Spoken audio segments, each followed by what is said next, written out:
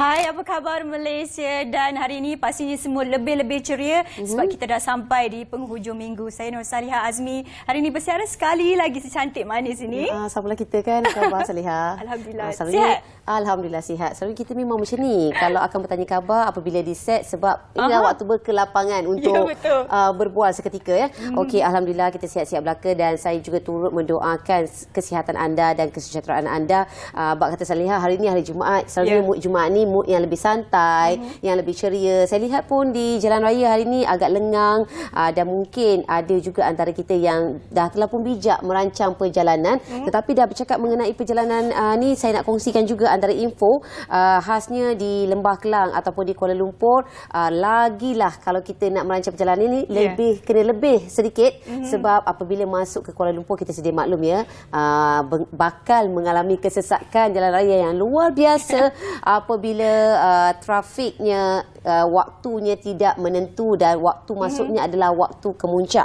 Dan sekiranya anda tak dapat nak elakkan diri daripada memasuki di kawasan Kuala Lumpur khasnya pada waktu puncak, ini tips yang saya nak kongsikan bagi anda.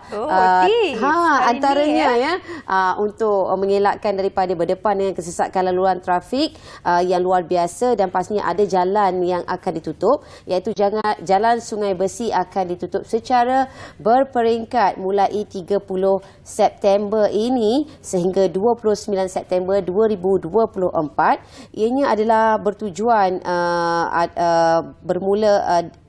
adalah bertujuan untuk kerja-kerja pelebaran, pengubahsuaian dan juga pembinaan jabatan di bulatan Lok Yu, di mana ianya akan memakan masa bermula pada Oktober 2021 dan dijangka siap pada 31 Disember 2025, dan kerja-kerja pembinaan sedang giat dijalankan di tapak. Sebenarnya kerja pembinaan ini dah lama pun, tetapi masih lagi belum siap dan dijangka akan siap pada 31 Disember 2025, di mana progres ataupun fasa-fasa untuk kerja-kerja pembaik pulih ini adalah berubah-ubah ya, dan kali ini membabitkan trafik di beberapa lencongan trafik yang disediakan, antaranya trafik dari bulatan Kampung Pandan untuk ke Sungai Besi, Petaling Jaya akan dilencongkan kepada dua bahagian, iaitu satu laluan melalui jalan bersebelahan Federal Bakery dan satu lagi laluan memasuki kontra di lorong bersebelahan. Sebenarnya banyak lagi laluan-laluannya, antaranya dalam 4 ke 5 laluan untuk anda cakna, dan di PKL menasihatkan supaya semua pengguna jalan raya supaya mematuhi isyarat, papan tanda dan arahan polis trafik sebagai panduan dan juga langkah keselamatan bagi mengelakkan kekeliruan. Itu yang pastinya. Itu bercakap tentang orang kata perancangan dan juga aliran trafik. Macam seperti biasa kita tahu bila hujung minggu ni macam saya ligat. Ligat nak pergi ke mana kemari untuk nak orang kata kopi-kopi lah, jumpa kawan-kawan dan sebagainya. Jadi yang penting anda lakukan perancangan anda supaya kita tak naklah stuck kat mana-mana. Okey, itu berkenaan tentang tips-tips trafik yang Nurul dah kongsikan. Kita nak kongsikan seterusnya juga satu lagi perkembangan berita di portalbernama.com. Sebut portalbernama.com ni jangan lupa, walaupun kita kongsikan di sini, anda juga kena tengok lebih lagi banyak yang kami kongsikan di portal sana. Dan hari ini berkenaan tentang Belanjawan 2024. Ini satu perkara yang orang kata apa, ditunggu-tunggu juga. Kabarnya butirannya KKDW memberi tumpuan meningkatkan prasarana dan juga ekonomi luar bandar TVET, dan di antara perinciannya juga berkenaan tentang itu ialah Kementerian Kemajuan Desa dan juga Wilayah KKDW memberi tumpuan kepada usaha mempertingkatkan prasarana dan juga ekonomi luar bandar serta pendidikan teknikal dan latihan vocational TVET. Dan di antara penciannya lebihan lagi dalam Belanjawan 2024 ini, lebih banyak program yang akan diadakan untuk dilakukan berkenaan dengan TVET ini. Berkata demikian, Menteri Kemajuan Desa dan Wilayah berkata perkara berkenaan adalah antara yang ditekankanlah dalam sesi libat urus Belanjawan 2024 bersama pemain industri dan juga pihak berkepentingan KKDW KKDW. Dan dalam hantaran di laman Facebook juga sempena sesi libat urus itu, Ahmad Zahid berkata beliau dan juga pasukan KKDW ini akan berusaha untuk memastikan segala input dan juga cadangan sesi yang dirancangkan ini berjalan dengan lebih lancar. Jadi itu berkenaan tentang TVET dan juga Belanjawan 2024 ini. Dan sebenarnya TVET ini sangat penting bagi melahirkan pekerja berkemahiran tinggi. Betul. Dalam masa sama mungkin kita boleh mengelakkan ataupun mengurangkan daripada kebanjiran penduduk di bandar apabila kawasan luar bandar turut dibangunkan oleh mereka yang berkelulusan TVET ini. Itu adalah antara satu mungkin jangka masa panjang yang boleh kita ulahkan. Dan seperti biasa Saliha, kita dah kata nak masuk hujung minggu, waktu yang santai-santai, nak relax, nak tahu juga mengenai cuaca ni sangat penting. Ya, kita nak menjengah ramalan cuaca dan selepas ini bersama dengan rakan tugas Hanim di Bilik Berita. Silakan.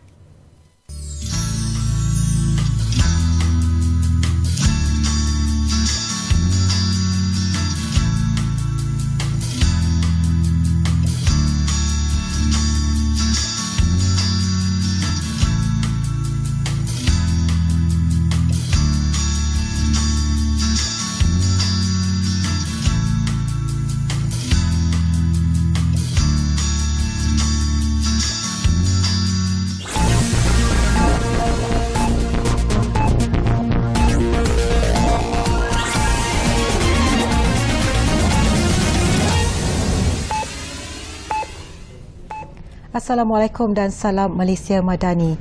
Kementerian Pertanian dan Keterjaminan Makanan memaklumkan kementerian itu tidak mengesan tindakan memanipulasi bekalan beras putih tempatan kepada kampit beras import seperti didakwa pihak tertentu. Ketua Pengarah Pengawalan Padi dan Beras, Datuk Azman Mahmud berkata perkara itu dibuktikan dengan hasil 900 pemeriksaan secara berkala menerusi Opcamin di seluruh negara walaupun tiada aduan rasmi dibuat kepada kementerian tersebut.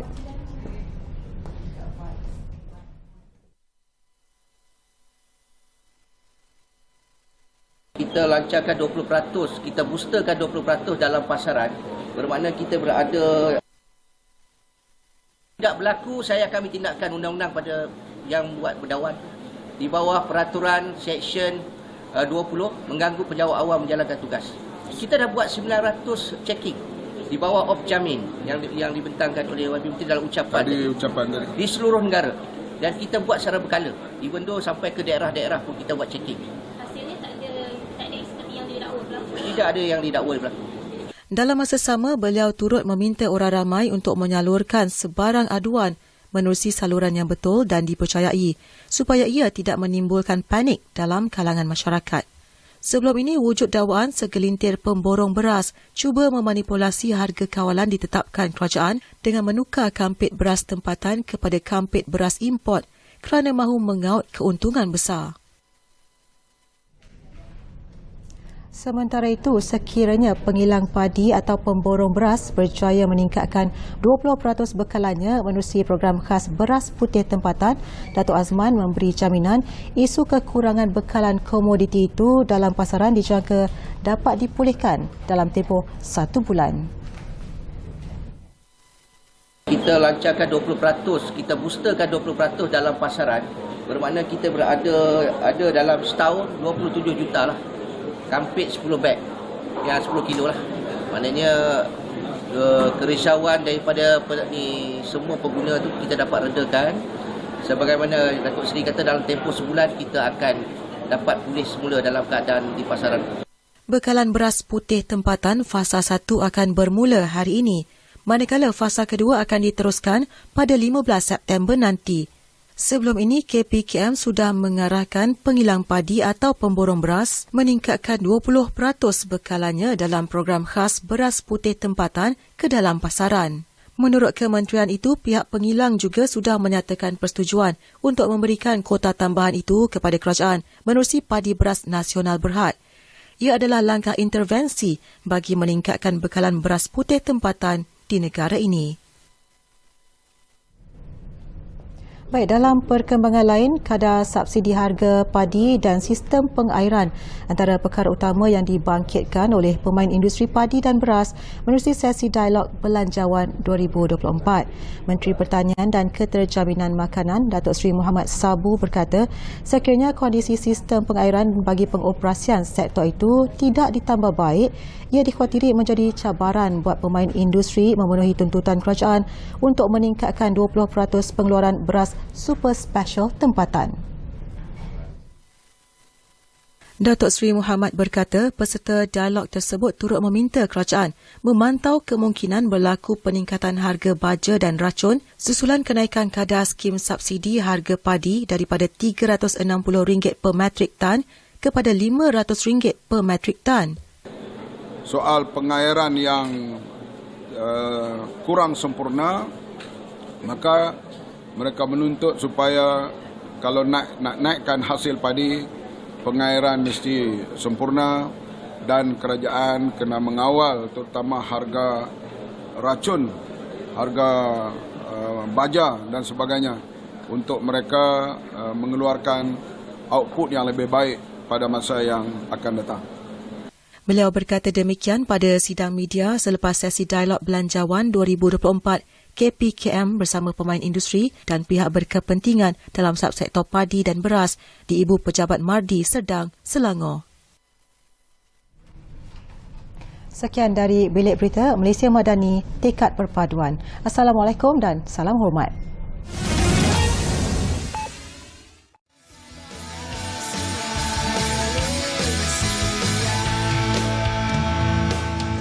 Okey, terima kasih di atas kesetiaan anda dan hari ini hari Jumaat, hari yang kita nak bersantai-santai dan lebih baik ya apabila kita mengenali karakter diri seseorang ataupun mungkin kita boleh checklist juga diri kita sendiri. Adakah kita memiliki sifat yang sebegitu iaitu sifat narsistik. Pernahkah anda, saya yakin anda dah biasa mendengar, dah biasa kerap kali kita mengatakan mengenai sifat narsistik dan kadang-kadang kalau kita tak puas hati dengan orang tu pun kita akan cakap dia memang narsistik, memang begitu. Kadang-kadang ya ke sejauh manakah kebenaran narsistik seseorang itu melalui sikapnya dan difahamkan ya narsistik ini mungkin saya boleh kongsikan sedikit. Ianya meliputi sikap seseorang, keadaan yang terlalu memuja ataupun mengkagumi diri sendiri yang inginkan satu pujian, kredit dan juga penghargaan. Pendek kata elok-elok belakalah adalah untuknya. Dan kebanyakannya dalam situasi kita mendengar kes-kes narsistik ini melibatkan juga pasangan, rakan-rakan dan yang pasti juga ada dalam golongan kaum keluarga juga yang terlibat. Jadi ada setengahnya situasi ini seseorang itu memilih untuk kita ignorekan saja. Boleh ke berubah? Tak boleh ke berubah? Jadi untuk intipati itu dan diskusinya di studio kita nak kenalkan kepada anda seseorang yang saya rasa kira cukup arif dan lebih arif lagi untuk berbincang berkenaan ini. Kita ucapkan terima kasih dan juga selamat datang kepada Puan Siti Fatimah Abdul Ghani, Pegawai Psikologi Kanan Bahagian Perkhidmatan Sumber Manusia UPM.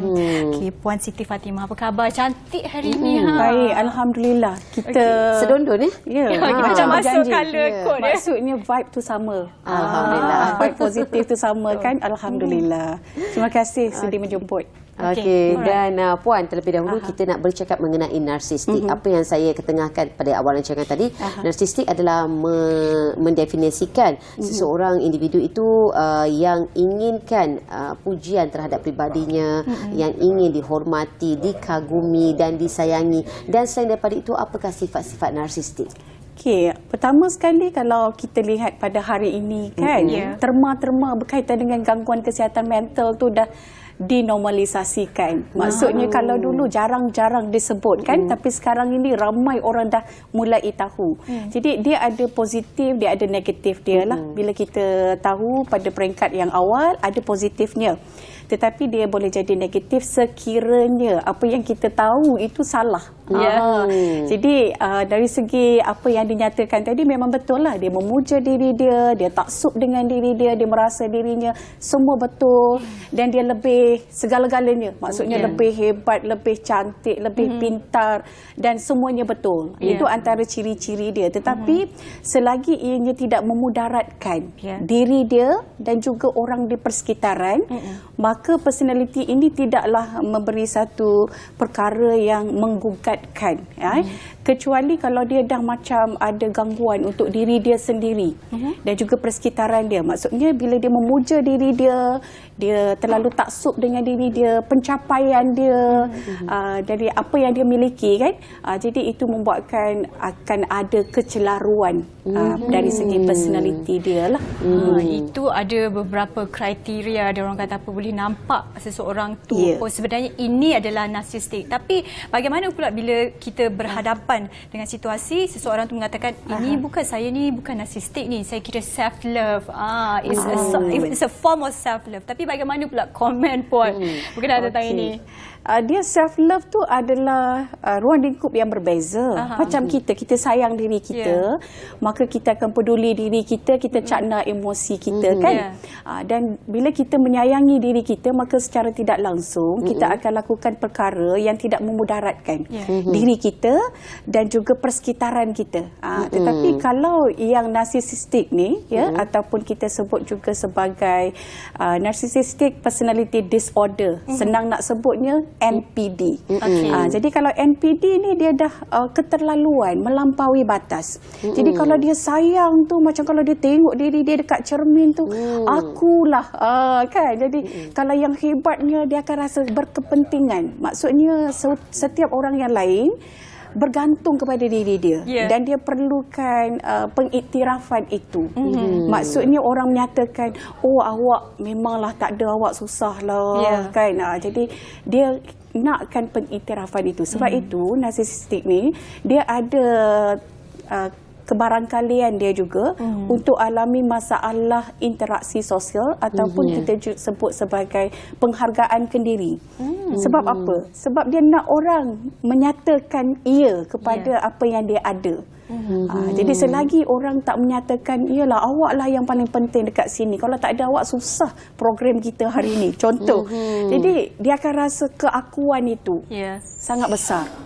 Jadi itu yang memberi impak kepada diri dia lah. Kadang-kadang mungkin pujian yang berlebihan yang terima akan membawakan, kalau tak dapat pujian akan something yang buat dia rasa mood dia lari. Dia boleh jadi murung kalau tak dapat pujian ataupun pengiktirafan itu. Jadi kalau self love ni kita je sayang diri kita, kita nak pakai cantik-cantik, kita nak jaga emosi kita kan. Tapi yang ini dia tak mempedulikan, dia tak empati pada perasaan orang. Jadi tak kisahlah orang berharap macam mana, anggap macam mana, yang penting dia sentiasa dia anggap di depan, paling hebat, paling segala-galanya lah. Okey, ini yang dapat kita saksikan perbandingan kepribadian narsistik dan juga normal. Narsistik lapar akan pujian, tidak boleh dikritik, malu pada kegagalan dan merasa lebih baik dari orang lain, perlu sentiasa disokong dan secara terus-menerus itu dia pula adalah sikap normal. Dapat kita saksikan di situ. Yang berlebih-lebihan itu adalah sesuatu yang tidak normal. Dalam Islam sendiri telah menetapkan sesuatu dalam kehidupan kita perlulah ada batasannya, perlulah bersederhana. Itu yang pastinya. Dan kalau kita kongsi juga, bagaimanakah tips nak berhadapan dengan orang narsistik ini sebenarnya, Puan? Okey, dia amat sukar bila kita berdepan dengan orang yang menyukarkan. Jadi yang pertama sekali kita perlu ada pertahanan diri kita, batasan kita. Kalau perhubungan itu memberikan kesan emosi yang tidak baik, maka elakkan. Maksudnya berinteraksi sekiranya perlu. Tak perlu, tak payah terhegeh-hegeh nak cari. Itu pertama. Kedua, kita perlu menerima hakikat yang si dia ini sebegitu. Jadi kita sendiri perlu ada kawalan emosi kita. Tak mudah sentap, tak panik, tak terasa kan. Bendanya memang cakap memang mudah.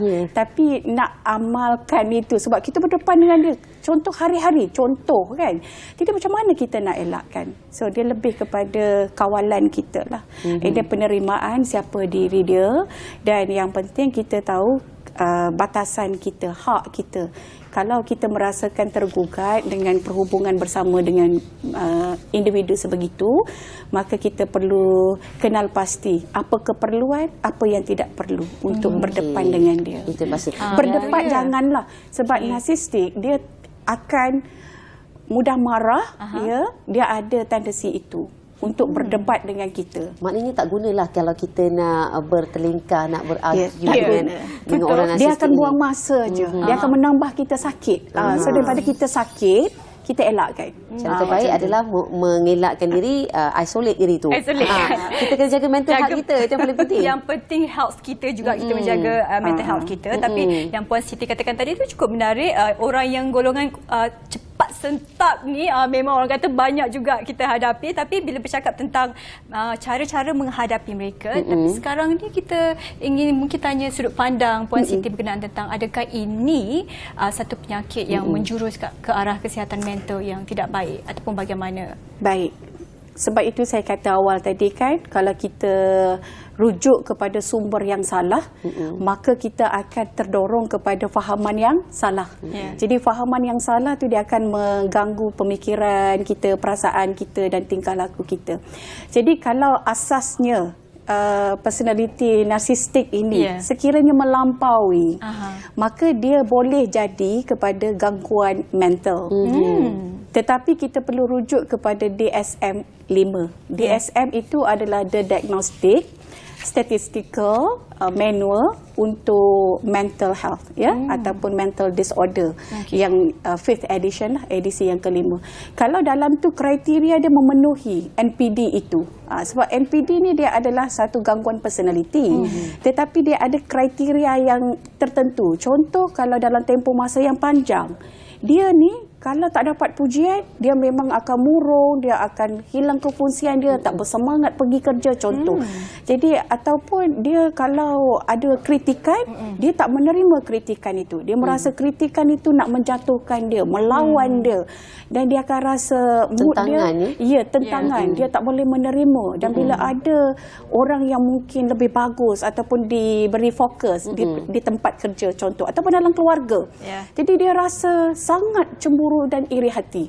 So kalau ada ciri-ciri tersebut, maka ia adalah gangguan. Dan bila gangguan dia memenuhi kriteria NPD itu dalam kategori DSM-5.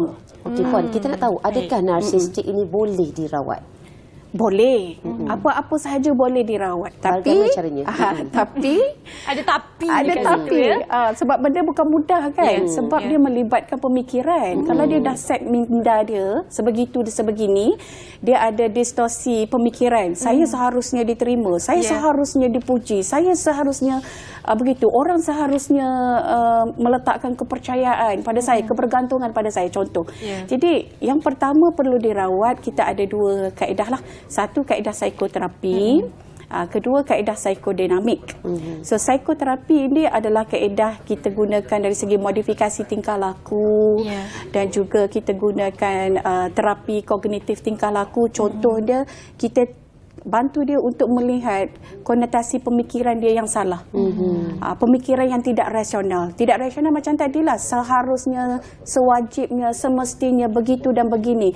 Mengikut corak apa yang dia nakkan. Jadi kalau dia tak dapat benda tu, dia akan rasa terganggu. Contoh macam itulah.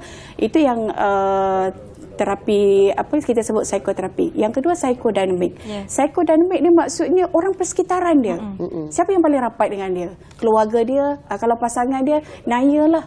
Pasangan tu kena hadam dan juga telan. Jadi mereka ini perlu menyokong dia untuk perlahan-perlahan bantu dia memahami ada distorsi dalam pemikiran dia. Tapi perlukan jangka masa lah. Tapi itu dan Puan, perlu adakah orang narsistik ini memberikan ancaman kepada orang sekelilingnya? Bagaimana? Kalau melampau memang memberi ancaman. Contoh kalau dia juga bertindak agresif dari segi kata-kata. Sebab kata-kata ni dia terlibat juga latar belakang sosial budaya kita kan. Kalau kita memang daripada keluarga kita, cara cakap macam kita ni, intonasi sebegini, mungkin nak bergaduh, nak berperang mulut tu payah. Tapi ada orang dia punya latar belakang keluarga dia memang jenis cakap yang mesra tapi bunyi macam gaduh. Contoh. Jadi kalau individu yang narsistik ini berada dalam kelompok yang intonasi percakapan dia ini boleh mengganggu, jadi dia akan menimbulkan ancaman. Maksudnya kalau kritik sikit je, saya rasa awak sangat cantik hari ini, tapi kan sesuaikan warna begitu. Contoh, dia dah tak boleh. Dah tak boleh. So Panas. dia panas. Sangat panas. Jadi dia rasa macam mengkritik siapa awak. Contoh macam itulah. So situasi itu boleh memberi ancaman sekiranya bergantung kepada personality individu tersebut, sifat seseorang itu. Okey, baik Puan Siti bercakap tentang situasi narsistik ini kan, berbicara berkenaan tentang orang yang tersayang ataupun yang paling dekat dengan kita. Kalau contoh pasangan isteri, kalau girlfriend, boyfriend. Okey. So maksudnya orang-orang yang rapat dengan kita. Jadi bagaimana bila kita nampak ciri-ciri narsistik ni ada pada pasangan kita? Approach terbaik tu kalau kita tegur tu nanti melenting pula. Jadi bagaimana pendapat Puan Siti? Mungkin nak bawa ke terapis ataupun approach yang terbaik orang kata? Dia perkara pertama sekali lah kan. Dia ada konsep yang saya selalu tekankan pada klien saya untuk sesi psikoterapi dan kaunseling kan. Pertama kita ada 3L, konsep 3L. L yang pertama adalah look, maksudnya kita lihat, kita observe. Yang kedua adalah kita listen, kita dengar apa yang dia nak sampaikan, laras-laras bahasa dia yang mungkin salah kan. Dan yang ketiga adalah kita link. Link tu maksud kita rujuk. Rujuk kepada pakar. Jadi awal-awal jangan kita nak rujuk terus. Sebab narsistik ni tak rasa dia NPD. Dia tak rasa apa yang dia hadapi itu gangguan. Dia rasa saya cintakan diri saya. Dengan saya cintakan diri saya ini, saya capai itu dan ini. Contoh kan. Tapi dalam masa yang sama mungkin dia tidak serius, tidak empati pada keadaan persekitaran. Contoh orang tengah susah, dia yang tengah kan. Jadi kat situ cara dia adalah melihat dulu, memerhatikan dia dulu, and then perlahan-perlahan untuk bercakap dengan dia tentang hal itu. Mungkin contoh kata, saya tengok awak ni kan capai macam-macam dalam hidup kan. Ada tak gangguan-gangguan? Baru kita sampaikan apa dia kan macam yang nak tarik rambut dalam tepung lah. Kalau kita apa-apa, sebenarnya bukan narsistik saja, apa-apa gangguan lah. Kita tak boleh terus terjah dia, menyatakan yang dia sakit dan sebagainya. So kita perlahan-lahan memahami dia. Itu dia antara tips untuk berdepan dengan orang narsistik ya. Dan saya yakin banyak lagi sebenarnya yang kita nak kongsikan, tetapi ini saja berkesempatan yang kita ada. Terima kasih kita ucapkan kepada tetamu kita iaitu Siti Fatimah Abdul Ghani, merupakan pegawai psikologi kanan bahagian perkhidmatan sumber manusia UPM, atas kesempatan yang ada. Sebenarnya Salihah, cara didikan juga memainkan peranan penting untuk membentuk sasiah seseorang individu itu menjadi seorang narsistik ataupun sebaliknya. Mungkin bersederhana itu adalah lebih baik. Dan apa-apa kita akan berhenti rehat seketika. Kembali selepas ini.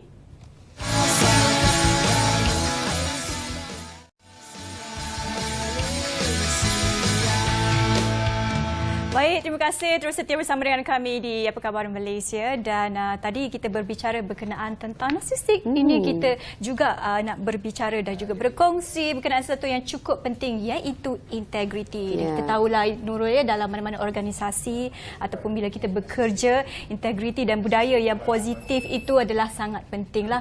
Kali ini kita nak membawakan kepada anda iaitu berkenaan tentang Majlis Amanat Perdana Integriti 2023 MAP 123. Dan di studio kita iaitu Tuan Izal Arif Zahruddin, pengurus persakanan bahagian operasi Institut Integriti Malaysia. Selamat datang Tuan. Apa khabar pagi ini? Khabar baik, terima kasih. Mungkin kita nak mulakan tentang bercerita tentang penganjuran majlis ini dahulu. Silakan. Okey. Terima kasih kerana menyebut IM untuk berkongsi mengenai MAP-IM ataupun Majlis Amanat Perdana Integriti 2003. So sebelum saya bercerita pasal MAP-IM ini, ingin saya berkongsi terlebih dahululah pasal Institut Integriti Malaysia supaya audien dan juga penonton tahu tentang peranan IM dalam penganjuran MAP-IM ini. So Institut Integriti Malaysia ini merupakan sebuah agensi di bawah Jabatan Perdana Menteri yang mana khusus berperanan untuk membangunkan kapasiti dan juga kompetensi penjawat awam dan juga swasta, termasuk juga PMKS dalam konteks tiga teras lah. Satunya mengenai pendidikan, latihan dan juga advokasi, dan juga pendidikan dan juga penerbitan, dan juga kita juga akan menjalinkan kerjasama strategik dengan pelbagai agensi kerajaan, swasta dan juga mana-mana yang berminat untuk berkolaborasi dengan IM lah. So IM sebenarnya diberikan peranan untuk melaksanakan pembangunan kompetensi dan juga kapasiti dalam aspek integriti organisasi dan juga dalam aspek integriti individu. Kalau kita lihat dalam peranan IM ni, dalam konteks integriti organisasi, kita menekankan kepada aspek sistem dan prosedur. Yang mana IM dia menawarkan pelbagai khidmat lah, termasuk pembangunan sistem pembangunan anti rasuah, pembangunan plan anti rasuah organisasi, dan juga banyak latihan yang ditawarkan oleh IM untuk sektor awam dan juga sektor swasta. Dalam konteks pembangunan individu pula, kita menawarkan instrumen penilaian integriti, yang mana psychometric test, kalau you all pernah dengar lah, yang mana kita nak menilai kecenderungan individu terhadap integriti. Baik.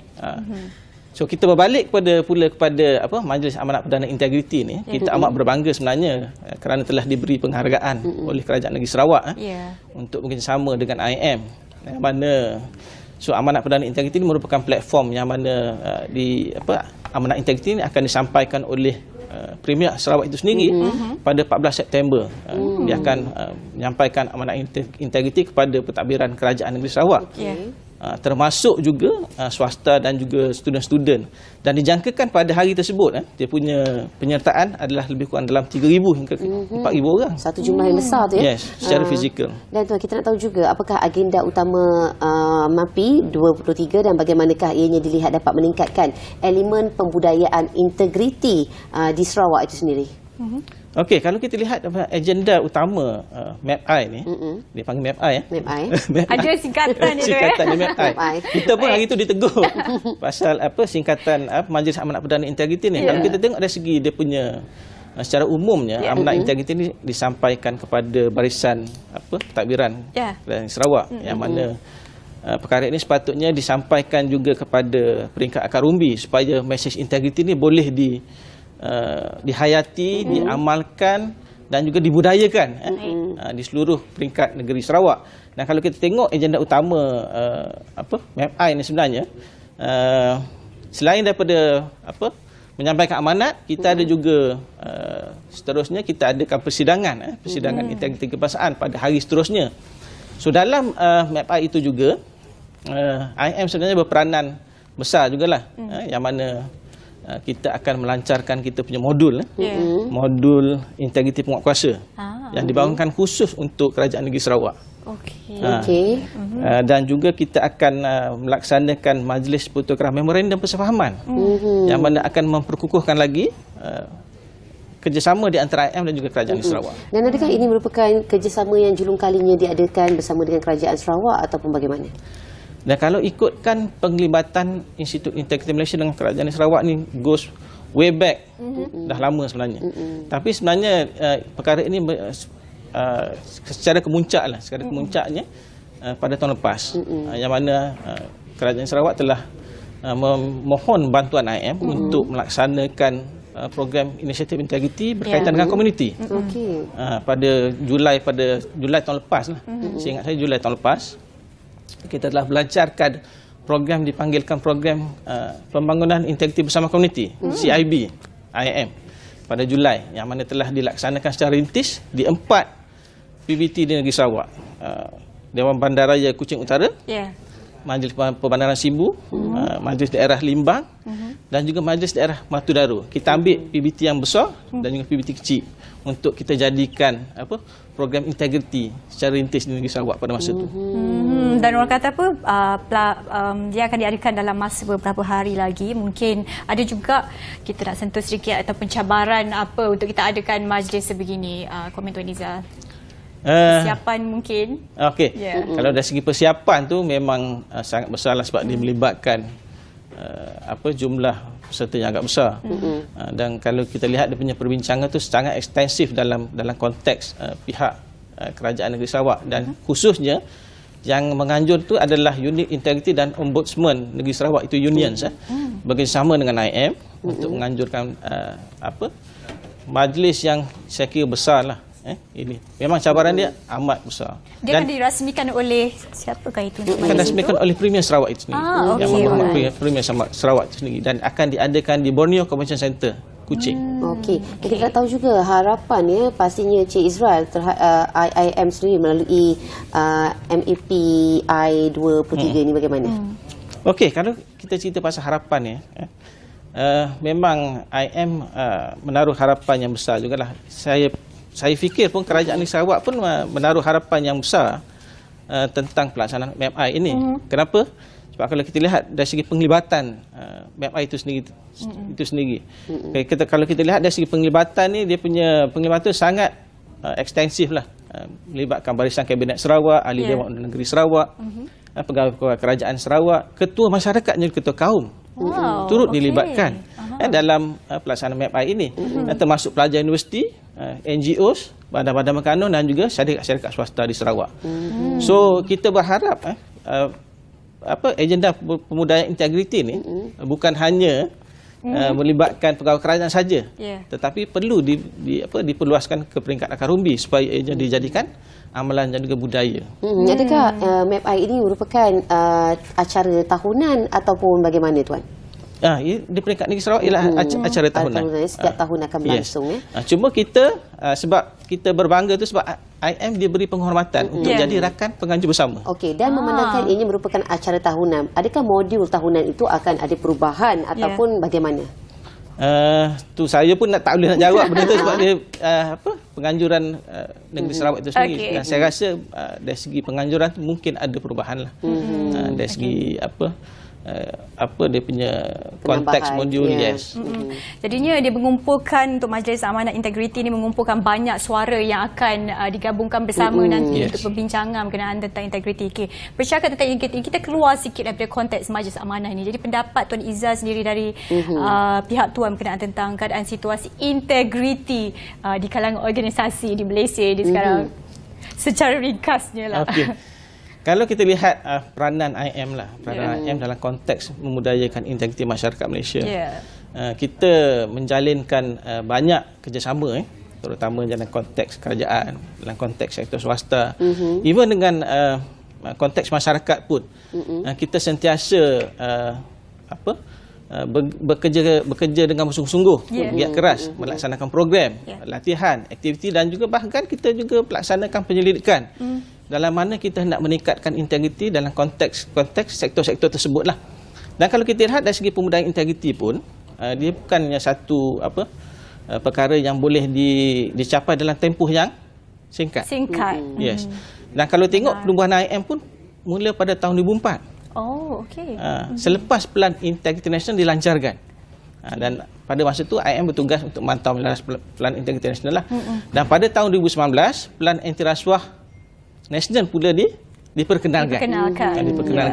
So IM bertugas untuk melaksanakan NACP pula. Itu Pelan Anti Rasuah Nasional, membantu kerajaan. Okey, dan mungkin Tuan boleh kongsikan sedikit pandangan ini luar daripada lingkup Majlis Amanat Perdana Integriti 2023 yang akan berlangsung tak lama lagi. Apabila kebelakangan ini masyarakat kita telah mula membiasakan budaya yang luar biasa sebenarnya. Kalau kita lihat integriti adalah sesuatu yang penting untuk memastikan kelancaran sesuatu organisasi itu pergerakan lebih telus, dan tetapi apabila orang ramai telah pun mulakan membiasa untuk menerima satu budaya yang tidak sihat di dalam lingkup kerja, bagaimanakah impaknya terhadap masyarakat pada masa akan datang? Dan kalau kita lihat, sebab tu saya katakan tadi, pembudayaan integriti ini adalah satu tugas yang berat sebenarnya. Dan ia melibatkan kerjasama dan juga secara menyeluruh oleh semua pihak, bukan hanya agensi kerajaan, bukan hanya agensi swasta, tapi kebanyakan beban itu diletakkan kepada agensi kerajaan lah, kan? Tetapi ia adalah tanggungjawab semua. Sebab tu peranan IM adalah sangat penting dalam proses pemudayaan integriti masyarakat. Sebab tu kalau kita lihat dari segi pelaksanaan agenda integriti, kita sangat menitik beratkan tentang pemudayaan integriti bermula daripada rumah. Bermula daripada rumah. Sebab pembentukan integriti itu bermula, kalau kita lihat, bukan hanya penyawa awam, tapi daripada mula kita lahir sehingga kita meninggal. Kan? Kalau kita lihat dalam konteks tersebutlah. Kita lihat orang ramai akan mengatakan, alah tak apalah, rasuah pun tak apa sikit, janji kerja siap, janji kerja dia bagus, tak apa. Itu adalah merupakan satu budaya yang salah sebenarnya. Sebab kalau kita lihat IM hanya melaksanakan program pendidikan dan latihan. Kita mendidik sebab hendak membentuk satu budaya ini adalah satu tugas yang perlu dilaksanakan secara repetition. Repetition. Dan kalau tak berjaya pendidikan ni, terpaksalah penguatkuasaan dibuat. Itu tugas agensi lain pula lah, nak menangkap orang. Dia ada fasa-fasa lah maknanya situ. Didik dulu. Cuma kita tak nak fasa ditangkap tu lah. Kita nak mengurangkan fasa ditangkap. Sebab kalau nampak banyak orang ditangkap, nampak tak elok pula dari segi statistik kan. Ya, menjejaskan reputasi pastinya. Ya, bercakap tentang Majlis Integriti Malaysia ini, ada atau tidak mungkin website ataupun tempat-tempat yang masyarakat ataupun kita yang ingin mendapatkan informasi berkenaan tentang MIM, mungkin Tuan nak kongsikan hari ini? Okey, kalau kita audiens ataupun masyarakat siapa-siapa lah nak mendapatkan maklumat tentang integriti ataupun program-program IM ataupun pasal MapI ini sendiri, boleh layari kita punya laman web lah, im.gov.my, dan juga kita punya laman sosial media. Ya. Okey. Alright, baik. Itu dikongsikan social media dan informasi yang mungkin kita semua nak mengetahui tentang MIM ya. Dan hari itu kita nak ucapkan terima kasih kepada tetamu kita, Encik Izal Arif Zarudin, untuk berkenaan tentang Majlis Amanat Perdana Integriti 2023. Dan dengan itu banyak perkongsian yang kita dah kongsikan, tapi jangan ke mana-mana, banyak lagi yang kita nak buat kepada anda ni. Kembali selepas ini. Ya.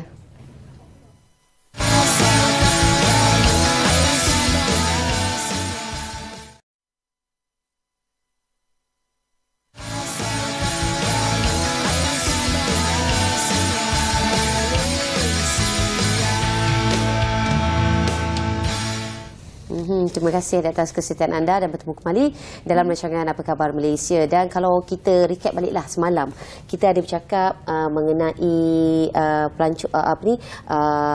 event yang akan berlangsung di Madrid mengenai antara produk-produk barangan B2B iaitu G2G mengenai barangan halal. Tapi kali ini kita bercakap mengenai satu lagi acara yang bakal berlangsung tak lama lagi, iaitu Global Halal Summit 2023. Satu topik yang begitu menarik sekali yang kerap kali kita lihat negara mengangkat topik halal untuk dibawakan kepada sesuatu acara itu. Dan hari ini kita membincangkan mengenainya adalah Encik Izham Fadil bersama kita, merupakan Ketua Penolong Pengarah Sekretariat Majlis Halal Malaysia daripada JAKIM. Assalamualaikum. Waalaikumsalam warahmatullahi wabarakatuh. Okey, Cik Izham dah ni kan, dah minum kopi ke apa ke hari ni? Alhamdulillah. Terima kasih. Terima kasih bernama hidangkan kopi yang cukup sedap pagi ni. Itu dia. Okey, dan kita nak cakap mengenai Global Halal Summit 2023. Satu topik yang begitu menarik sekali untuk diangkat pada kali ini. Dan mungkin terlebih dahulu Cik Izham boleh huraikan apakah Global Halal Summit 2023 ini sebenarnya. Baik, terima kasih Cik Nurul dan Cik Salihah atas undangan bernama hari ini. Bercakap tentang Global Halal Summit ni, kalau tadi pembukaan dah disebut tentang halal yang akan berlangsung, dia sebahagian daripada Global Halal Summit. Global Halal Summit ni adalah merupakan satu minggu halal antarabangsa yang mana ia merupakan acara tahunan Malaysia. Kita nak angkat negara kita ni sebagai, kalau pada istilah saya, halal nation, meaning to that, apa yang dimaksudkan dengannya ialah semua, kalau sebut Malaysia ni, jangan risau. Halal. Makanan halal, servis dan perkhidmatannya insya-Allah terjamin. Perhotelannya pun sama, datang saja, jangan risau tentang halal dan juga tahap safety dan sebagainya berkaitan dengan makanan. Itu antara lain lah. Tapi jihaz ini dia rangkuman daripada 4 acara tahunan. Dan pada kali ini disebut tadi kita ada MIHAS, Malaysian International Halal Showcase, yang juga merupakan acara tahunan kita kali ke-19 pun tahun ini.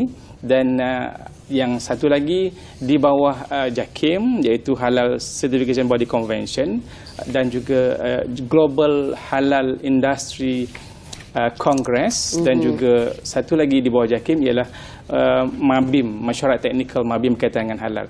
Dan di bawah MITI juga ada 2 lagi program yang akan berlangsung berkaitan dengan jihaz ini, iaitu Halal Profession Conference, dengan satu lagi di bawah HDC berkaitan dengan Halal Sectoral Forum. Jadi kesemua 4 agensi ini melakukan sinergi untuk melaksanakan Minggu Halal Antarabangsa yang dikenali sebagai Global Halal Summit ni. Tadi Tuan ada menyebutkan berkenaan tentang dia juga bersangkut paut juga sebelum ini dia adakan Mihas tu yang kita dengar familiar sebelum ni, tapi kali ini adalah Jihaz. Jadi berbicara berkenaan tentang Jihaz ni, mungkin kita nak tahu apakah objektif dan agenda yang mungkin dibawakan untuk Jihaz ini untuk tahun ini. Baik, terima kasih. Kalau kita sebut Mihas, nampak halalnya. Jadi Jihaz pun memayungi keseluruhan aktiviti program sepanjang Minggu Halal itu sendiri. Jadi objektif utama kita ialah mengetengahkan idea, menjadikan platform program ini sebagai platform untuk mempertemukan industri dan juga di kalangan mereka business to business matching for example, ataupun di kalangan orang awam sebagai kesedaran boleh datang bertandang sempena dengan Mihas misal kata berkaitan dengan produk-produk yang dipamerkan. Tapi itu pada 15 bulan sajalah hari terakhir. Cuma 12, 13, 14 itu dia terbuka kepada traders saja, tapi semuanya secara percuma. Berapa hari tadi yang diadakan itu? Kalau berbicara tentang Jihaz, dia bermula daripada 10 sehingga 15. Cuma 10 itu adalah program di bawah JAKIM, iaitu Halal Certification Body Convention, di mana pada masa itu kita mengumpul lebih daripada 84 badan halal seluruh dunia daripada 47 negara yang akan hadir berkumpul di Malaysia, di mana kesemua badan halal ini kalau kita perasan ya, kita tidak menghasilkan barangan sendiri, kita import daripada luar. Tapi untuk memastikan dia halal, kita ada badan penjihalan yang diiktiraf oleh Malaysia.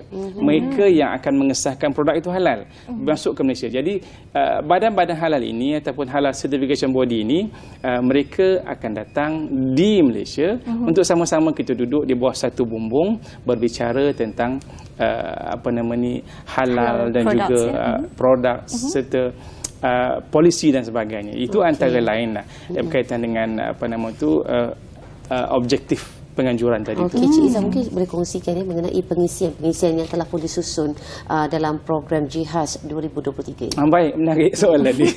Sebab dia ada 4 agensi yang berkaitan. Saya mungkin fokus kepada apa yang dilakukan oleh JAKIM terlebih dahulu. Kita akan menganjurkan Halal Certification Body Convention kali ke-13 sebenarnya. Saban tahun kita buat, cuma tahun-tahun COVID baru-baru ini kita terpaksa lakukannya secara virtual. Tapi sebelum tu kita buat secara fizikal. Halal Certification Body Convention ini kita akan laksanakan pada 10 dan 11.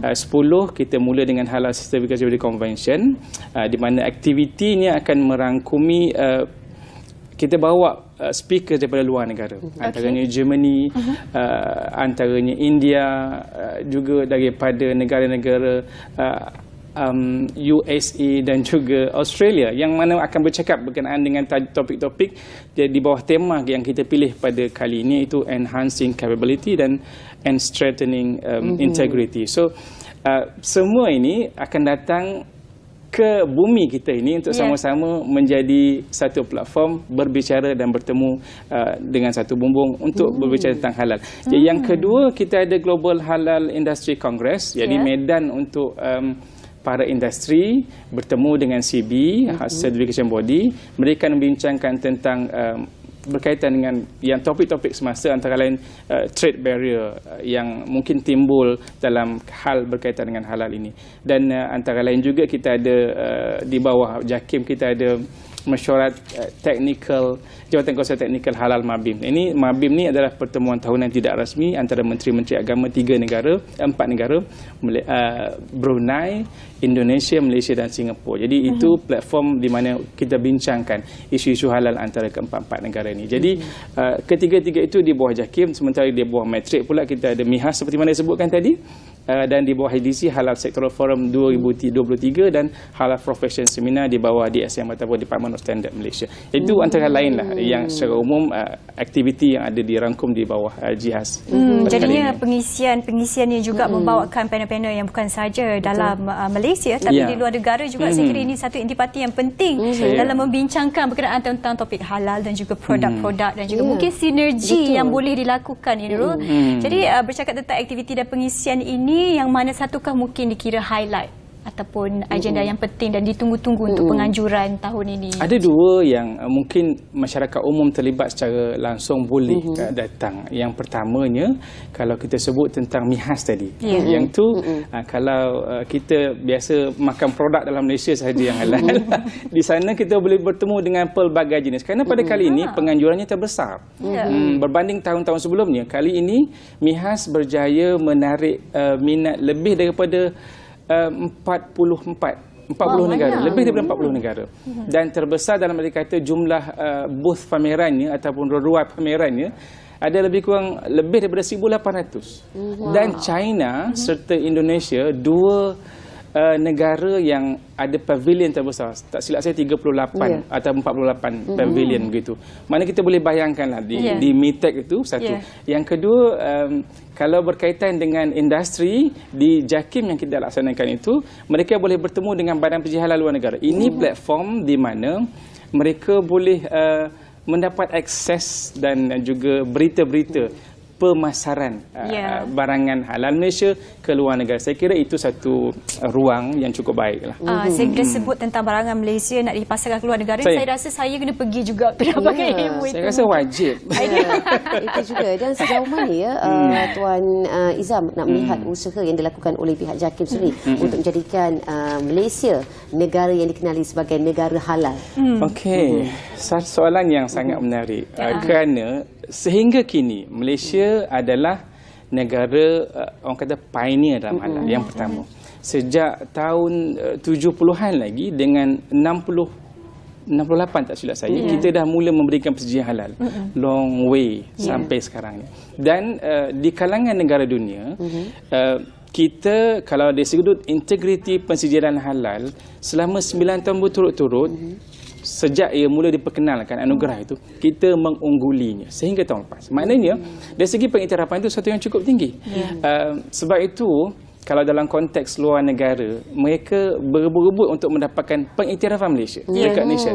Even dalam pensijiran halal pun, walaupun Malaysia menghasilkan, tetapi kita mendapat permohonan daripada negara luar. Kita ke Taiwan, kita ke US, kita ke Turki, kita ke India dan pelbagai negara, China, Hong Kong, kerana mereka nak menghasilkan barangan dengan sijil halal JAKIM.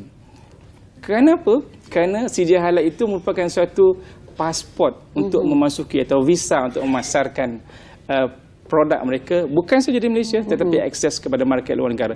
Sebab itu dalam Certification Body Convention pada kali ini kita nak menyebut tentang perkara itu, bahawa sesungguhnya halal certificate yang kita keluarkan itu yang penuh integriti akan menjadikan dia sebagai suatu lesen ataupun suatu yang memberi makna sustainability of the industry itself. Jadi itu yang kita cuba rangkumkan. Dan dalam konteks Malaysia pun begitu jugalah. Begitu orang kata apa, banyak objektif yang akan dicapai untuk penganjuran JIHAS kali ini. Jadi dah di penghujung-hujung ni mungkin penghujung dah. Kita nak bagi banyak masa lagi Tuan Izam, tapi mungkin kita bertanyakan tentang bagaimana tentang harapan Tuan sendiri untuk penganjuran kali ini. Kita mengharapkan pertama dengan penganjuran JIHAS pada kali ini yang memayungi 4 aktiviti utama akan menjadikan hasrat kita menjadikan Malaysia itu sebagai satu negara yang memang sinonim dengan halal. Kalau Malaysia halal, halal Malaysia. Yang itu terus dan terus ke depan.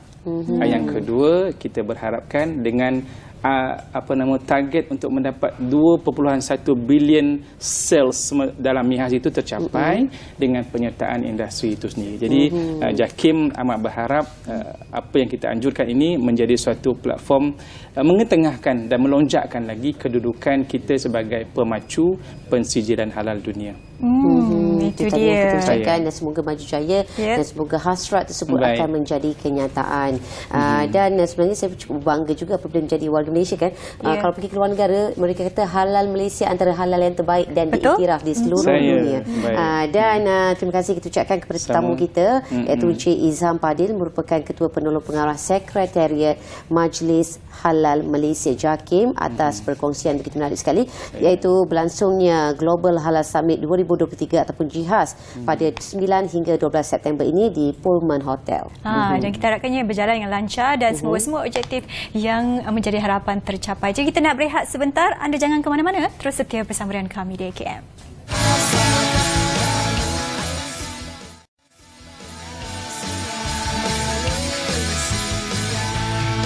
Terima kasih terus setia bersama dengan kami di Apa Khabar Malaysia. Dan di slot yang seterusnya ini suka untuk kita berkongsi berkenaan tentang cerita Malaysia dan umum mengetahui. Dan kita semua juga mengetahui, ya Nurul, bahawa kita Malaysia telah mencapai banyak kejayaan dalam pelbagai bidang, di antaranya orang kata teknologi dan juga pelbagai lagi. Dan ini sesuatu yang saya kira cukup dan boleh dibanggakan kita sebagai rakyat Malaysia. Dan pastinya kita berkongsikan rahsia-rahsia kejayaan Malaysia hari ini.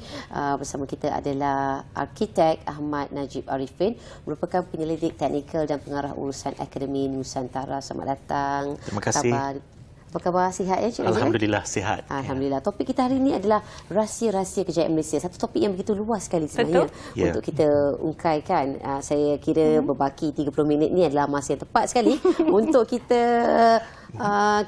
huraikan rahsia-rahsia yang akan dikategorikan sebagai kejayaan Malaysia. Mungkin terlebih dahulu, mungkin boleh Tuan Najib kongsikan apa yang dimaksudkan dengan kejayaan Malaysia ini pastinya. Baik. Sememangnya ini adalah satu takrif yang sangat luas.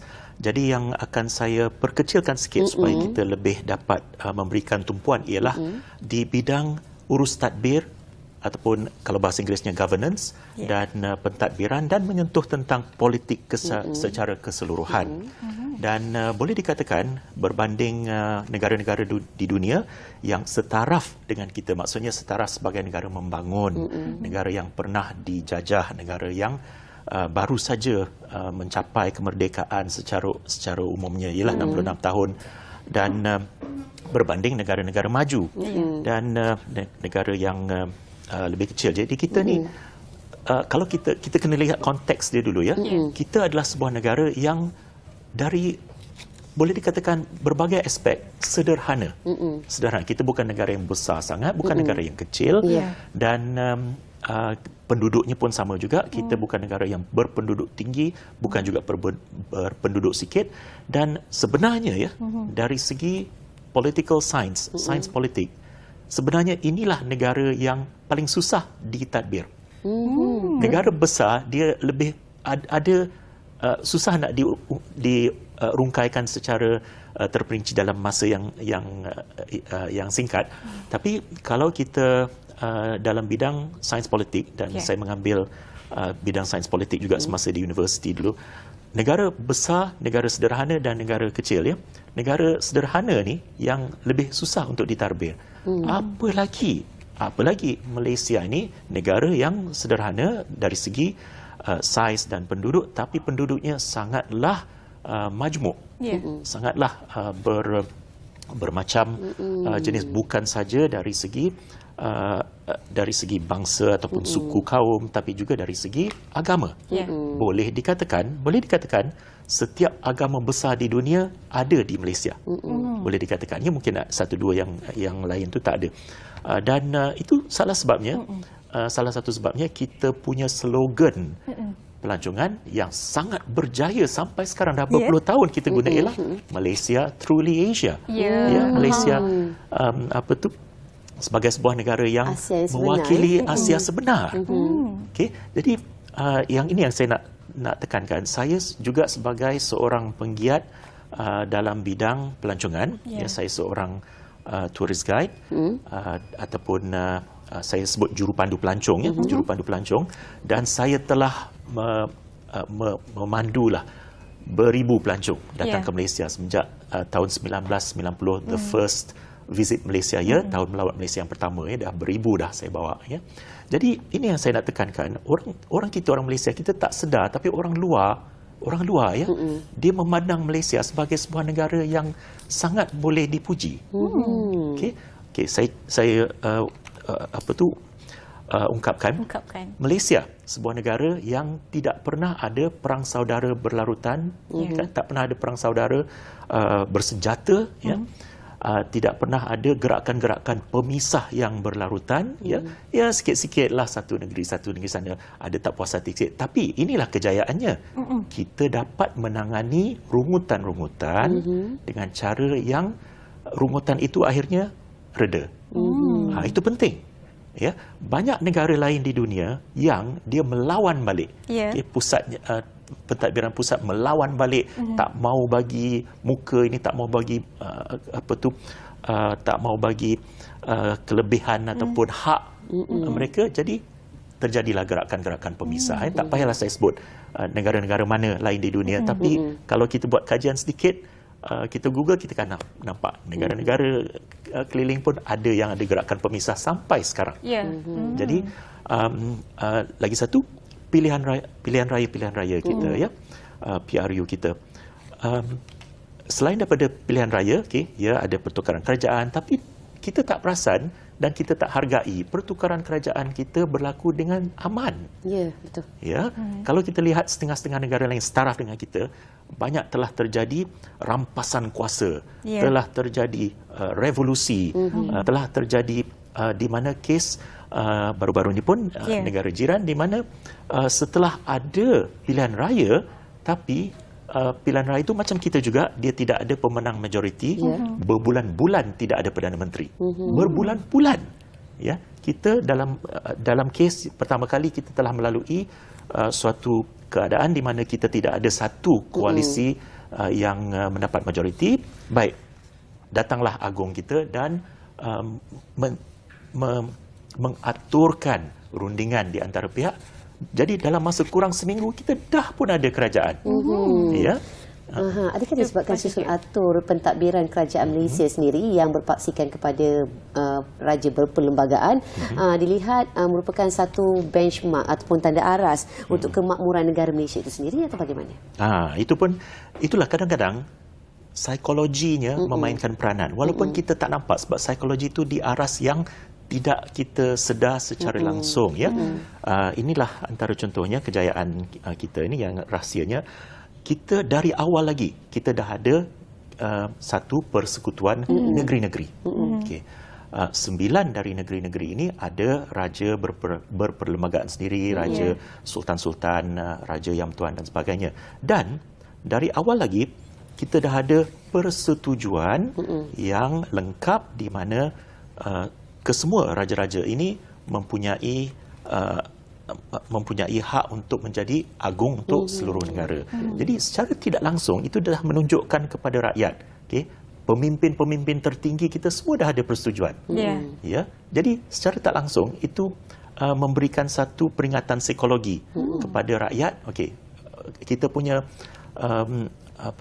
rulers, ya, yang tertinggi sekali sudah menunjukkan teladan yang begitu baik.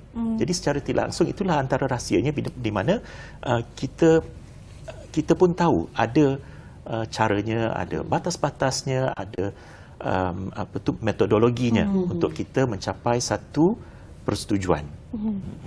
Ya, walaupun dalam negara kita banyak juga mencabar ataupun cabarannya, pastinya rasa kejayaan ini saya kira intipati yang perlu disimpan dalam isi hati semua rakyat Malaysia untuk mengingati, untuk sayangkan Malaysia, ya Encik Najib.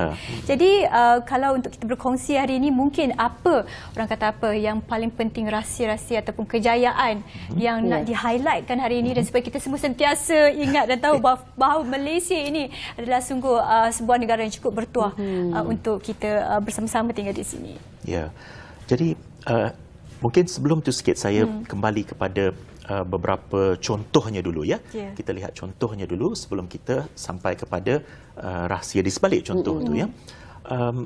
Di antara beberapa perkara yang sering orang luar, sebab yang saya jadi jurupandu ni kadang-kadang bukanlah pelancong biasa, tapi juga diplomat dari luar negara ataupun malahan ketua-ketua negara yang saya juga jadi jurupandu. Jadi mereka tanya, contohnya saya bagi satu contoh, Malaysia dan Singapura. Malaysia dan Singapura. Dan ini saya sebutkan secara bersimpati sebab bapa saya orang Malaysia, mak saya orang Singapura. Dan kita lihat, ya, kalau kita fikirkan dari segi sains politik, Malaysia adalah satu-satunya negara yang telah secara rasminya mengeluarkan satu wilayah yang memang menjadi sebahagian daripada teritorinya, daripada kawasan negaranya, ya, untuk mendapatkan keamanan. Ya, kita dah nampak masa tu tahun awal 1963 di mana Malaysia terbentuk, dan ya mungkin ada beberapa ketidakpersetujuan di antara kerajaan negeri Singapura dengan kerajaan pusat Malaysia, ya.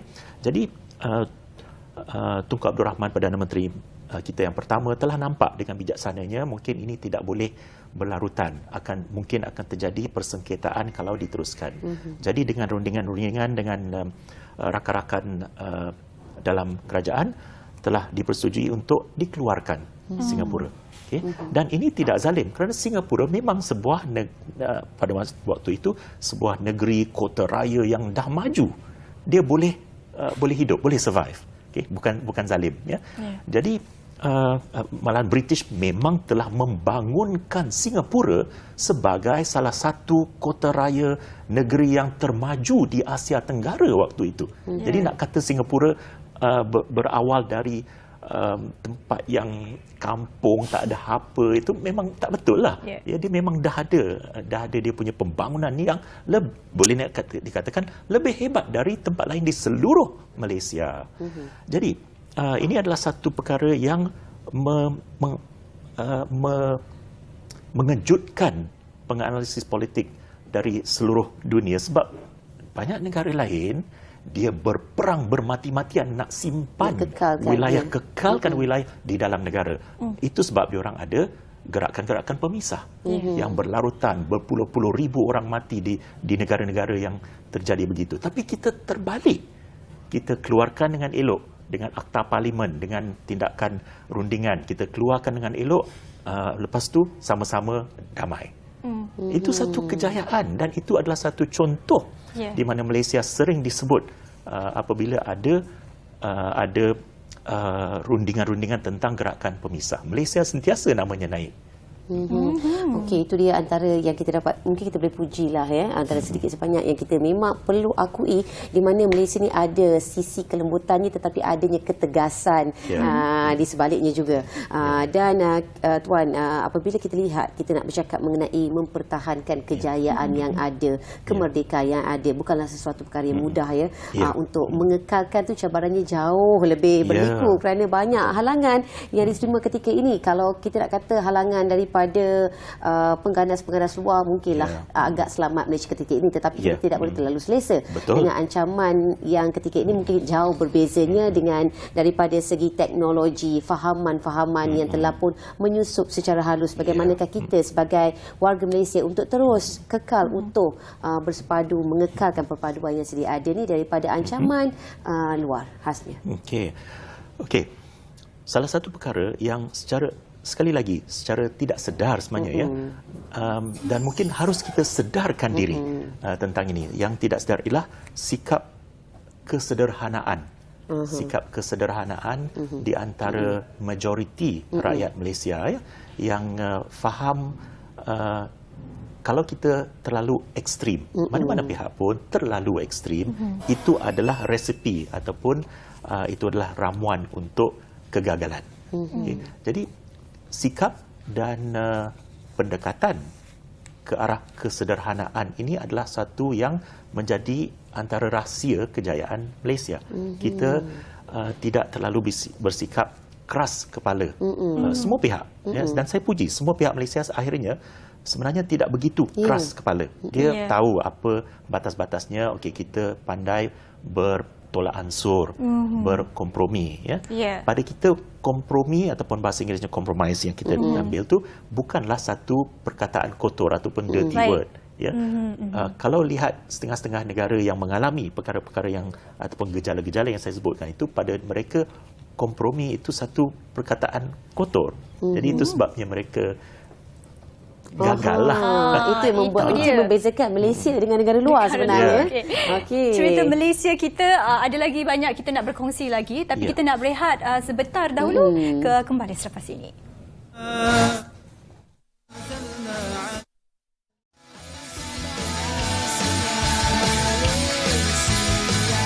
Cerita Malaysia kita bersambung sekali lagi bersama kami di AKM hari ini, dan tadi kita berbicara berkenaan tentang contoh-contoh kejayaan dan pastinya tadi saya juga berbicara dengan Nurul bagaimana kita ni di Malaysia berpegang dan berpaksikan pada rukun negara itu, insya-Allah bukan sahaja kejayaan yang telah ditempa tapi mungkin lebih banyak lagi di masa akan datang ya. Betul, itu pastinya juga, dan kita terus kupasan kita hari ini bersama dengan arkitek Ahmad Najib Arifin mengenai cerita rahsia kejayaan Malaysia.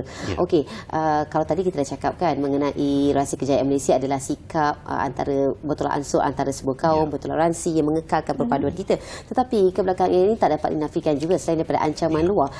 Ada juga kabar-kabar yang saya dengar kebanyakannya yang mengatakan sebenarnya kita rakyat Malaysia ni baik-baik sahaja. Tak ada apa-apa isu perkauman pun. Tetapi ianya kerap kali disensasikan oleh parti politik. Sejauh manakah orang kata apa, kebenaran ini? Memanglah ada kebenaran di dalam apa yang disebutkan tadi tentang dari tahap rakyat ya, di aras penduduk biasa tidak ada masalah besar tentang perkauman ataupun perkara yang melibatkan suku kaum ya. Dan ini memang kita pun tak nampak, tapi kalau kita bandingkan dengan negara-negara lain di dunia di mana memang nampak sangat ketara perkaumannya. Okey. Sekali lagi saya berbalik kepada pelancongan ya. Okay, kita terima banyak pelancong dan saya dah sebutkan tadi saya sendiri sebagai seorang jurupandu pelancong ataupun tourist guide, dan para pelancong yang datang tu pun dia nampak keharmoniannya. Dia nampak. Walhal dia pun nampak dengan mata kepala dia rupa orang Melayu lain, rupa orang Cina lain, rupa orang India lain, rupa macam-macam bangsa ada. Tapi dia lihat tidak ada masalah dari segi perhubungan dan pergaulan di antara semua orang di Malaysia ini. Sedangkan di setengah-setengah negara lain memang nampak ada setengah kaum tidak bercampur dengan setengah kaum lain. Dan sedangkan di negara kuasa besar dunia pun ada masalah perkaumannya sendiri. Kita tak payah sebut yang manalah, tapi kita semua tahu. Dan dari segi politik pula, sebenarnya boleh dikatakan ini pun tidaklah begitu teruk sebenarnya berbanding dengan apa yang saya sendiri telah melihat dengan mata kepala saya di beberapa negara lain di mana politiknya memang tersangat macam nak kata, kadang-kadang dia secara ekstrim, tapi bukan dengan secara terbuka tau, dengan secara yang sangat halus. Sangat halus sampai kita susah nak membezakan, susah nak membuktikan, tapi kita boleh rasa memang teruk ya. Dan ini bukan saja negara membangun, negara maju pun ada yang terjadi seperti ini ya. Dan saya fikir mungkin di negara-negara maju akan lebih teruk lagi sebab demografi mereka berubah. Ya, jadi Cik Najib, kita umum juga mengetahui bahawa lebih kurang dalam 8 hari lagi kita nak menjengah ke Hari Malaysia 2023. Jadi berbicara berkenaan tentang kejayaan Malaysia dan juga banyak yang telah ditempa ini, bagaimana mungkin hari ini memberikan nasihat ataupun pandangan berkenaan merefleksikan semua kejayaan Malaysia ini menjadikan kita ni lebih cinta ke negara kita. Ya. Baik, pertamanya kita adalah sebuah negara persekutuan. Okay? Kita adalah satu federation. Okay? Jadi bagi kita mungkin kita tak terfikir, tak terlintas, ya persekutuan. Tapi dari segi kalau kita pandang dari luar ke dalam ya, kita persekutuan inilah yang menjadi salah satu daripada rahsia kejayaan kita. Sebab dari mula kita tidak memaksa semua negeri-negeri ini bertukar menjadi provinsi, menjadi wilayah yang dikawal, ditadbir terus dari kerajaan pusat. Okay? Dan ini adalah salah satu lagi rahsia kejayaan kita, di mana setiap negeri itu boleh merasa dia punya kebebasan, ada autonominya, ada hak-haknya sendiri. Semua negeri ada. Dan inilah satu perkara yang kita harus ingat. Juga berbalik pada pelancongan lagi ya, saya bawa pelancong seluruh Malaysia. Okay. dari Kuala Lumpur, ya selalunya mungkin ke selatan, ke utara, ke timur, kemudian ke negeri-negeri kita di Borneo, ya, ke mana-mana yang mereka pergi, mereka lihat pembangunan Malaysia secara umumnya adalah sekata. Pembangunan Malaysia adalah sekata. Okay? Dan kalau ada tempat yang memang di pedalaman, itu memang pedalaman. Nak kata macam mana memang pedalaman? Takkan semua tempat pedalaman nak dibangunkan macam tempat-tempat urban, bandar. Jadi kita boleh faham. Dan pembangunan sekata ini di seluruh Malaysia, ini adalah lagi satu rahsia di mana kita boleh nampak contohnya gerakan-gerakan pemisah itu tidak ada. Dan ataupun kalau ada pun hanya suara-suara yang mungkin menyuarakan apa-apa yang mereka tidak puas hati, dan ini didengari, bukan diabaikan, didengari. Jadi itu yang juga membuat Malaysia satu negara yang aman, tidak ada gerakan pemisah berpanjangan disebabkan pembangunan sekata itu dan memberikan ruang untuk semua pihak menyuarakan pendapatnya. Itu dia. Rahsia-rahsia kejayaan Malaysia, terlalu banyak rahsianya, dan seharusnya kita warga Malaysia rasa bangga dengan apa yang ada ketika ini kita kekalkan dan untuk kita wariskan kepada generasi akan datang dengan keharmonian yang sedia ada terpelihara ketika ini. Dan terima kasih kita ucapkan kepada tetamu kita, Arkitek Ahmad Najib Arifin, merupakan penyelidik teknikal dan juga pengarah urusan Akademi Nusantara, untuk kesempatan masa yang ada dalam membincangkan kisah Malaysia, cerita Malaysia, rahsia-rahsia kejayaan Malaysia. Dan tak kala kita bakal menjengahnya Hari Malaysia 2023 tak lama lagi, jangan lupa untuk sentiasa kibarkan jalur gemilang anda untuk semangatkan lagi apa yang akan kita sambut tak lama lagi. Dan dengan itu, salam Malaysia Madani, tekad perpaduan penuh harapan. Saya Nur Salihah Azmi. Saya Nur Hemu. Assalamualaikum, jumpa lagi. Bye-bye.